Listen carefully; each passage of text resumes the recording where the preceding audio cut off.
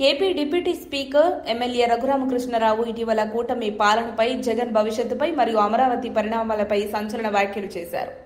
TDP, Janasena, బీజేపీల మధ్య కూటమి ఆహారమైన కొన్ని అభిప్రాయ భేదాలున్నాయి. కానీ రాజకీయాల్లో ఇదంతా సహజమే అని చెప్పారు. తాను ఈ పొత్తు 10 ఏళ్లు కొనసాగాలని కోరుకుంటున్నట్టు తెలిపారు. జగన్ తిరిగి అసెంబ్లీకి రావాలని మరోసారి పిలుపునిచ్చిన రఘురామ ఆయనకి ఇప్పుడు ప్రతిపక్ష హోదా కూడా లేవని విమర్శించారు. గతంలోనే జగన్ నేతృత్వం విఫలమవుతుందని అంచనా వేసినట్టు చెప్పారు. అసెంబ్లీలో హోదా ఇచ్చినప్పుడే వస్తానంటూ జగన్ చెప్పడం విడ్డూరంగా ఉందని ఎద్దేవా చేశారు. సూపర్ 6 పథకాలన్నీ క్రమంగా అమలవుతాయని చెప్తూ వైసీపీ సభ్యుల అప్రయత్న విమర్శలు అవసరం లేదని పేర్కొన్నారు. కూటమి ఏడాది పాలన బాగానే సాగుతోందని చెప్పారు. కమెంటర్లు కొమ్మినేని మరియు కృష్ణంరాజులపై వైసీపీ నెట్టింట చేసిన దూషణలు తప్పుబట్టి గతంలో వైసీపీ కార్యకర్తలు తన ఫోటోలను చెప్పులతో కొట్టించారని గుర్తు చేశారు. ఇప్పుడు జగన్ అనుచరుల ఫోటోలు చెప్పులతో కొట్టినా తప్పేమీ లేదన్నారు. మహిళలపై సంకరజాతి అనే వ్యాఖ్యలు చేసిన సజ్జలను దుయ్యబట్టారు. బోరుగడ్డ అనిల్, వల్లభనేని వంశీల నోరు అదుపులో లేనవని, ఇటువంటి వారిని ప్రజలు క్షమించరని చెప్పారు.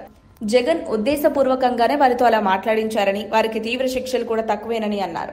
కూటమి ప్రభుత్వంలో జరిగిన అరెస్టులు అన్యాయంగా కనిపించవచ్చు గానీ తప్పు చేసిన వారే జైలుకు వెళ్తున్నారని స్పష్టం చేశారు. పాలనలో పారదర్శకత ఉండాలంటే తప్పు చేసిన వారిపై చర్యలు తప్పనిసరన్నారు.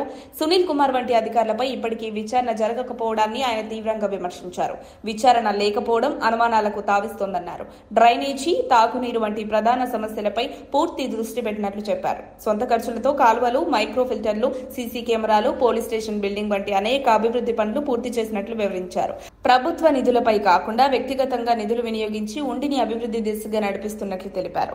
రఘురామ వ్యాఖ్యలతో రాజకీయ వాతావరణం మరింత వేడెక్కింది. జగన్ భవిష్యత్తుపై ఆయన చేసిన వ్యాఖ్యలు మరింత చర్చకు దారితీసే అవకాశం ఉంది. మరిన్ని అప్డేట్స్ కోసం మా కాయ్ టీవీని సబ్స్క్రైబ్ చేసుకోండి.